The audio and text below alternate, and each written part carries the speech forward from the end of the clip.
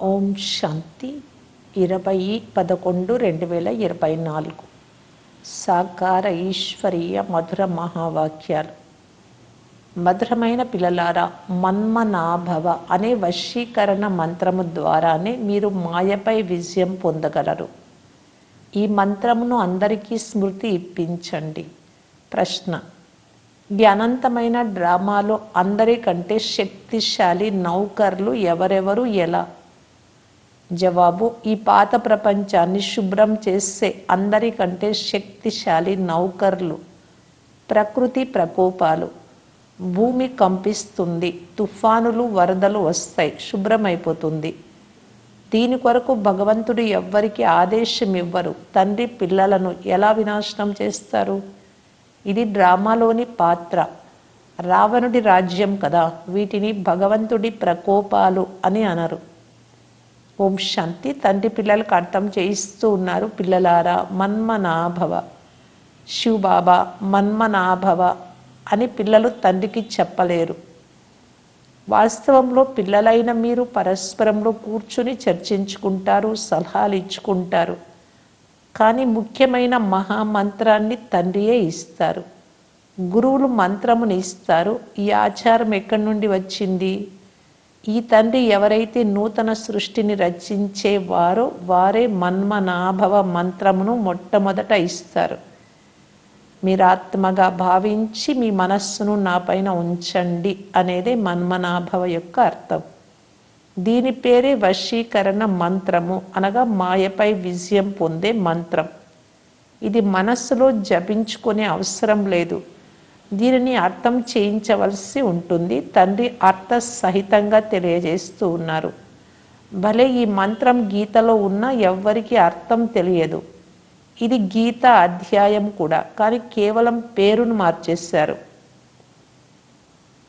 భక్తి మార్గంలో ఎంతో పెద్ద పెద్ద పుస్తకాలు మొదలైనవి తయారవుతాయి.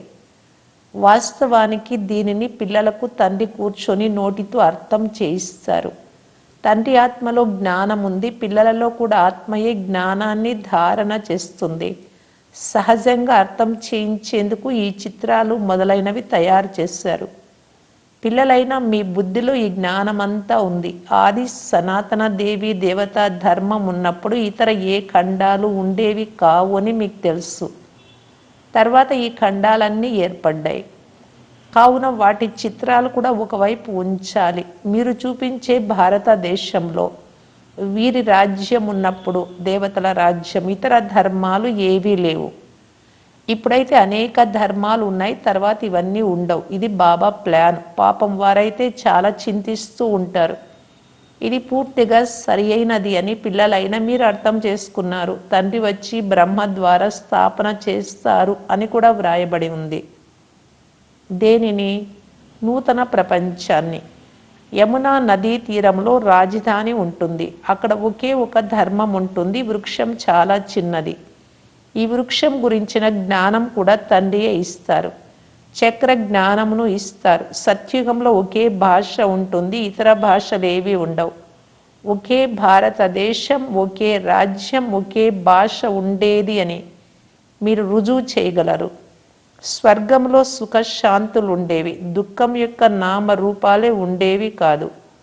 ఆరోగ్యము, ఐశ్వర్యము, ఆనందము అన్నీ ఉండేవి. పవిత్రంగా ఉండుట వలన నూతన భారతదేశంలో ఆయువు కూడా చాలా ఎక్కువగా ఉండేది. ఎందుకంటే పవిత్రత ఉండేది. పవిత్రంగా ఉండుట వలన మానవులు ఆరోగ్యంగా ఉంటారు. అపవిత్రతలో మానవుల పరిస్థితి ఏమవుతూ ఉందో చూడండి. కూర్చొని ఉండగానే హఠాత్తుగా మృత్యువు కబలిస్తుంది. యుక్త వయస్సు వారు కూడా మరణిస్తున్నారు. ఎంత దుఃఖం కలుగుతుంది. అక్కడ అకాల మృత్యు ఉండదు. అక్కడ సంపూర్ణ ఆయువు ఉంటుంది. తరము పూర్తి అయ్యే వరకు, అనగా వృద్ధాప్యం వరకు ఎవ్వరూ మరణించరు స్వర్గంలో. ఎవరికైనా అర్థం చేయించున్నప్పుడు బేహద్దు తండ్రిని స్మృతి చేయండి. వారే పతిత పావనులు, వారే సద్గతి దాత అని వారి బుద్ధిలో స్థిరపరచండి. మీరు రుజువు చేసేందుకు చిత్రం కూడా ఉండాలి. ఇది నేటి చిత్రము, ఇది రేపటి చిత్రము అని చూపించండి. కొందరు బాగా వింటారు. దీనిని పూర్తిగా అర్థం చేయించాలి. ఈ భారతదేశం అవినాశీ ఖండం. ఈ దేవీ దేవత ధర్మం ఉన్నప్పుడు ఇతర ధర్మం లేవు. ఇప్పుడు ఆ ఆది సనాతన దేవీ దేవత ధర్మం లేనే లేదు.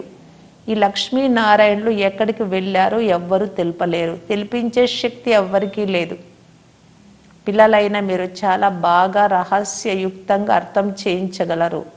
ఇందులో తికమక పడే అవసరం లేదు. మీకు అన్ని విషయాలు తెలుసు. మళ్ళీ వాటిని రిపీట్ కూడా చేయగలరు కూడా. లక్ష్మీనారాయణులు ఎక్కడికి వెళ్ళారు అని మీరు ఎవరినైనా అడగవచ్చు. మీ ప్రశ్న విని వారు ఆశ్చర్యచకితులు అవుతారు. వీరు కూడా 84 జన్మలు ఎలా తీసుకున్నారో నిశ్చయంతో తెలుపగలరు. మీ బుద్ధిలో ఉంది కదా, సత్యుగ నూతన ప్రపంచంలో మన రాజ్యం ఉండేది అని మీరు వెంటనే చెప్పగలరు. ఒక్క ఆది సనాతన దేవీ దేవత ధర్మం మాత్రమే ఉండేది. ఏ ఇతర ధర్మము లేదు. అంతా క్రొత్తదే. ప్రతి వస్తువు సతో ప్రధానంగా ఉంటుంది. బంగారు కూడా లెక్కలేనంత ఉంటుంది. ఎంత సహజంగా లభిస్తుంది అంటే దానితో ఇటుకలు, గృహాలు మొదలైనవి నిర్మిస్తూ ఉంటారు. అక్కడ అన్ని వస్తువులు బంగారువే ఉంటాయి. గనులన్నీ క్రొత్తవిగా ఉంటాయి కదా. అసలైనవి చాలా ఉన్నప్పుడు నకిలీవి తయారు చెయ్యరు. ఇక్కడ నిజము అనే పేరే లేదు. నకిలీ ప్రభావం చాలా ఉంది. అందుకే అసత్య మాయ, అసత్య శరీరము అని అంటారు. సంపద కూడా అసత్యమైనది. అసలైనవా నకిలీవా అని తెలుసుకోలేని విధంగా వజ్రాలు, ముత్యాలు అనేక రకాలు వెలువడతాయి. సత్యమైనవా అసత్యమైనవా అని గుర్తించలేని విధంగా కనిపిస్తాయి. అక్కడైతే ఈ నకిలీ వస్తువులు మొదలైన ఉండవు. వినాశనమైనప్పుడు అన్ని భూమిలో కలిసి భూస్థాపితమైపోతాయి. ఎంతో పెద్ద పెద్ద రాళ్లను, వజ్రాలు మొదలైన వాటిని భవనాలలో పొదుగుతూ ఉంటారు. అవన్నీ ఎక్కడి నుండి వచ్చి ఉంటాయి? ఎవరు కట్ చేసి తయారు చేస్తూ ఉంటారు? భారతదేశంలో కూడా నిపుణులు చాలామంది ఉన్నారు. చాలా తెలివి గల వారుగా అవుతూ ఉంటారు. అక్కడ కూడా ఈ తెలివిని తీసుకొస్తారు కదా. కిరీటము మొదలైనవి కేవలం వజ్రాలతోనే తయారవ్వవు. అక్కడ చాలా స్వచ్ఛమైన, నాణ్యమైన వజ్రాలు ఉంటాయి. ఈ విద్యుత్తు, టెలిఫోను, మోటారు మొదలైనవేవి ఇంతకు ముందు లేవు. బాబా జీవిత సమయంలోనే ఎన్ని వస్తువులు తయారయ్యాయి బ్రహ్మబాబా నుండి. ఇవన్నీ తయారై 100 సంవత్సరాలైంది. స్వర్గములు అయితే చాలా గొప్ప నిపుణులు ఉంటారు. ఇంతవరకు నేర్చుకుంటూ ఉంటారు, నిపుణులుగా అవుతూ ఉంటారు. ఇది కూడా పిల్లలకు సాక్షాత్కారం చేయించబడుతుంది. అక్కడ హెలికాప్టర్లు అంటే పుష్పక విమానాలు కూడా పూర్తి సురక్షితంగా ఉంటాయి. పిల్లలు కూడా చాలా సతో ప్రధానమైన, చురుకైన బుద్ధి కలవారిగా ఉంటారు. పోను పోను మీకు అన్ని సాక్షాత్కారం అవుతాయి. తమ దేశానికి సమీపంగా వచ్చినప్పుడు చెట్లు కనిపిస్తూ ఉంటాయి కదా. ఇప్పుడు ఇంటికి, ఊరికి వచ్చేస్తున్నాము అనే ఆంతరిక ఖుషి ఉంటుంది. ఇప్పుడు ఇల్లు వచ్చేసింది అనే సంతోషం ఉంటుంది. చివరిలో మీకు కూడా ఇటువంటి సాక్షాత్కారాలు అవుతూ ఉంటాయి. బాబా అత్యంత ప్రియమైన వారు అని పిల్లలు అర్థం చేసుకున్నారు. వారు సుప్రీం ఆత్మ. వారిని అందరూ స్మృతి కూడా చేస్తూ ఉంటారు. భక్తి మార్గంలో మీరు కూడా పరమాత్మను స్మృతి చేసేవారు. కానీ వారు చిన్నగా ఉంటారు, పెద్దగా ఉంటారో తెలియదు కనుక బ్రుకుటి మధ్యలో మెరిసే విచిత్రమైన నక్షత్రం అని మహిమ కూడా ఉంది. కావున తప్పకుండా బిందువు వలె ఉంటారు కదా. వారిని సుప్రీం ఆత్మ అనగా పరమాత్మని అంటారు. వారిలో అన్ని విశేషతలు ఉన్నాయి. జ్ఞాన సాగరులు కనుక ఏ జ్ఞానాన్ని వినిపిస్తారు? వారు వినిపించినప్పుడే తెలుస్తుంది. ఇంతకుముందు మీకు కూడా తెలియదు, కేవలం భక్తి మాత్రమే తెలుసు. ఇది అద్భుతం అని ఇప్పుడు అర్థం చేసుకున్నారు. ఆత్మను కూడా ఈ కళ్ళతో చూడలేరు కావున తండ్రిని కూడా మర్చిపోతారు. డ్రామాలో పాత్రయే ఇలా ఉంది. ఎవరినైతే విశ్వానికి మాలికులుగా చేస్తారో వారి పేరును వేసేస్తారు. చేసిన వారి పేరు మాయం చేసేస్తారు. కృష్ణుణ్ణి త్రిలోకనాథుడు అని, వైకుంఠనాథుడని అనేస్తారు. అర్థమేమీ తెలియదు, కేవలం ప్రశంసిస్తారు.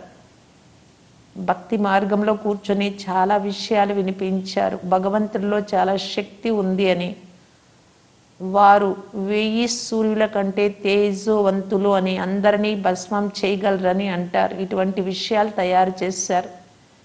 నేను పిల్లలను ఎలా కాల్చివేస్తాను అని తండ్రి అంటున్నారు. ఇది జరగని పని. పిల్లలను తండ్రి వినాశనం చేస్తారా? చెయ్యరు. ఇది డ్రామాలోని పాత్ర. పాత ప్రపంచం సమాప్తం అవ్వాలి, పాత ప్రపంచం వినాశనం అయ్యేందుకు ఈ ప్రకృతి ప్రకోపాలన్నీ నౌకర్లు, చాలా శక్తిశాలి కూలీలు. అలాగని వినాశనం చేయమని తండ్రి వాటిని ఆదేశించరు. తుఫానులు వస్తాయి, కరువులు వస్తాయి, ఇలా చేయమని తండ్రి చెప్తారా? ఎప్పటికీ చెప్పరు. ఈ విధంగా డ్రామాలో పాత్ర ఉంది. బాంబులు తయారు చేయమని తండ్రి చెప్పరు. ఇవన్నీ రావణుడి మతము అని అంటారు. ఇది తయారు చేయబడిన డ్రామా. రావణుడి రాజ్యము కనుక అసురీ బుద్ధి తయారవుతుంది. చాలామంది మరణిస్తారు, చివరికి అంతా కాల్చేస్తారు. ఇది తయారు చేయబడిన ఆట, పునరావృతం అవుతూ ఉంటుంది. అంతేకాని శంకరుడు కళ్ళు తెరిస్తే వినాశనం అవుతుంది అని కాదు.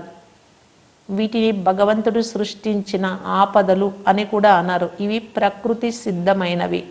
పిల్లలైనా మీకు ఇప్పుడు తండ్రి శ్రీమతముని ఇస్తున్నారు. ఎవ్వరికీ దుఃఖము మొదలైనవి ఇచ్చే మాటే లేదు. తండ్రి సుఖమునిచ్చే మార్గమును తెలిపేవారు. డ్రామా ప్లాన్ అనుసారం గృహము పాతదిగా అవుతూనే ఉంటుంది. మొత్తం ప్రపంచమంతా పాతదైపోయింది అని తండ్రి కూడా చెప్తారు. ఇప్పుడు ఇది సమాప్తం అవ్వాలి. పరస్పరం ఎలా కొట్లాడుకుంటున్నారో చూడండి. అసురీ బుద్ధి కదా. ఈశ్వరీయ బుద్ధి ఉన్నప్పుడు ఎవరిని చంపే విషయము మొదలైనవేవి ఉండవు. నేను అందరికీ తండ్రిని, అందరిపై నాకు ప్రేమ ఉంది అని తండ్రి చెప్తారు. తండ్రిని చాలా ప్రేమగా స్మృతి చేసే, సర్వీస్ చేసే అనన్య పిల్లలను బాబా చూస్తూ ఉంటారు. ఇక్కడ కూర్చున్న సర్వీస్ చేసే పిల్లల వైపుకు తండ్రి దృష్టి వెళ్తుంది. అప్పుడప్పుడు డెహ్రాడూన్ వైపు, అప్పుడప్పుడు మీరట్ వైపు, అప్పుడప్పుడు ఢిల్లీ వైపు వెళ్తూ ఉంటుంది. నన్ను స్మృతి చేసే పిల్లలను నేను కూడా స్మృతి చేస్తాను. నన్ను స్మృతి చేయని వారిని కూడా స్మృతి చేస్తాను. ఎందుకంటే నేను అందరినీ తీసుకెళ్ళాలి కదా పరంధామానికి. నా ద్వారా సృష్టి చక్ర జ్ఞానమును అర్థం చేసుకున్నవారు నంబర్ వారుగా ఉన్నత పదవిని పొందుతారు. ఇవి బేహద్దు విషయాలు. ఆ ఉపాధ్యాయులు మొదలైన వారు హద్దులోని వారు. వీరు బేహద్దు టీచర్ కావున ఆంతరికంగా పిల్లలకి ఎంత ఖుషి ఉండాలి. అందరి పాత్ర ఒకే ఉండదు అని తండ్రి చెప్తారు. బ్రహ్మకు ఉన్న పాత్రను అనుసరించేవారు కోటిలో కొందరే ఉన్నారు. బాబా నేను 7 రోజుల బిడ్డను, 1 రోజు బిడ్డను అని అంటారు. కనుక మీరు పిల్లి కూనలు కావున తండ్రి ప్రతి విషయాన్ని అర్థం చేయిస్తూ ఉంటారు. నదులను కూడా దాటుకొని వచ్చారు. బాబా రావడంతోనే జ్ఞానం ప్రారంభమైంది. వారికి ఎంత మహిమ ఉంది. ఆ గీత అధ్యాయాన్ని జన్మ జన్మల నుండి మీరు ఎన్నిసార్లు చదివి ఉంటారు. ఎంత తేడా ఉందో చూడండి. కృష్ణ భగవాను వాచ ఎక్కడ, శివ పరమాత్మ వాచ ఎక్కడ. రాత్రికి పగలకు ఉన్నంత తేడా ఉంది. మనం సత్యఖండంలో ఉండే వారము అని, సుఖం చాలా చూసాము అని మీ బుద్ధిలో ఉంది. ముక్కాల్ భాగం సుఖమును చూస్తారు. తండ్రి డ్రామాను సుఖము కొరకు తయారు చేశారు, దుఃఖము కొరకు కాదు. సుఖం తర్వాత మీకు దుఃఖం కలిగింది. యుద్ధం ఇంత త్వరగా జరగదు. మీకు చాలా సుఖం లభిస్తుంది. సుఖం సగము, దుఃఖము సగము ఉండినా అంత మజా ఉండదు. 3500 సంవత్సరాల వరకు ఏ యుద్ధము జరగదు. రోగాలు మొదలైనవి ఉండవు. ఇక్కడ చూడండి, ఒక రోగం తర్వాత మరొక రోగం వస్తూనే ఉంది. సత్యుగంలో ధాన్యము మొదలైన వాటిని తిని పాడు చేసే క్రిమి కీటకాలు ఉండవు. అందువలన దాని పేరే స్వర్గం. ప్రపంచ పటం కూడా మీరు చూపించాలి. అప్పుడే అర్థం చేసుకోగలరు అసలైన భారతదేశం ఇది అని. ఆ పటం చూపిస్తూ అర్థం చేయించాలి. అప్పుడు వేరే ఏ ధర్మం ఉండేదే కాదు అని తెలపాలి. తర్వాత క్రమంగా ధర్మస్థాపకులు వస్తారు. పిల్లలైనా మీకు ఇప్పుడు ప్రపంచ చరిత్ర భూగోళాలు తెలుసు. మీరు తప్ప మిగిలిన వారందరూ తెలియదు మాకు తండ్రి ఎవరో తెలియదని అంటారు. వారికి నామరూప దేశ కాలాలు లేనే లేవు అని చెప్పేస్తారు. నామరూపాలు లేకపోతే దేశం కూడా ఉండదు. ఏమీ అర్థం కూడా చేసుకోరు. ఇప్పుడు తండ్రి తమ యథార్థ పరిచయాన్ని పిల్లలైన మీకు ఇస్తున్నారు. మంచిది. మధురాతి మధురమైన అపురూపమైన పిల్లలకు మాతాపిత బాప్ దాదాల ప్రియ స్మృతులు మరియు గుడ్ మార్నింగ్. ఆత్మిక పిల్లలకు ఆత్మిక తండ్రి నమస్తే. ధారణ కొరకు ముఖ్య సారం. ఫస్ట్ పాయింట్, సదా అపారమైన ఖుషీలో ఉండేందుకు బేహద్దు తండ్రి వినిపించే బేహద్దు విషయాలను స్మరించాలి. తండ్రిని అనుసరిస్తూ ఉండాలి. సెకండ్ పాయింట్, సదా ఆరోగ్యంగా ఉండేందుకు పవిత్రతను ధారణ చేయాలి. పవిత్రత ద్వారానే ఆరోగ్యము, ఐశ్వర్యము, ఆనందాల వారసత్వాన్ని తండ్రి నుండి తీసుకోవాలి. వరదానము: సర్వ ప్రాప్తులను స్మృతిలో ఇమర్జ్గా ఉంచుకొని సదా సంపన్నంగా ఉండే సంతుష్టాత్మా భవ. సంగమ యుగంలో బాప్ దాదా ద్వారా ఏ ఏ ప్రాప్తులు లభించాయో వాటి స్మృతి ఇమర్జ్ రూపంలో ఉండాలి ప్రత్యక్షంగా. అప్పుడు ప్రాప్తుల సంతోషము మిమ్ములను ఎప్పుడూ క్రిందకి ఆందోళనలోకి తీసుకురాదు. సదా స్థిరంగా ఉంటారు. సంపన్నత స్థిరంగా చేస్తుంది, ఆందోళన నుండి విడుదల చేస్తుంది. ఎవరైతే సర్వ ప్రాప్తులతో సంపన్నంగా ఉంటారో వారు సదా సంతోషంగా, సదా సంతుష్టంగా, తృప్తిగా ఉంటారు. సంతుష్టత అన్నింటికంటే గొప్ప ఖజానా. ఎవరి వద్ద సంతుష్టత ఉందో వారి వద్ద అన్నీ ఉంటాయి. వారు పొందుకోవాల్సినదంతా పొందుకున్నాను అనే పాట పాడుతూ ఉంటారు. స్లోగన్: ప్రేమ అనే ఊయలలో కూర్చుంటే శ్రమ దానంతకదే వదిలిపోతుంది. అవ్యక్త ఇషారా. స్వసేవ మరియు సర్వుల సేవ కంబైన్డ్ రూపంలో చేస్తూ సఫలతా మూర్తిగా కావటానికి బాప్ దాదా తెలియజేస్తూ ఉన్నారు. ఇప్పుడు తనువు, మనస్సు, ధనము మరియు సమయాన్ని ఎంతో ఉపయోగిస్తూ ఉన్నారు. ఇందులో మనస శక్తుల ద్వారా సేవ చేసినట్టయితే చాలా తక్కువ సమయంలోనే సఫలత అధికంగా లభిస్తుంది.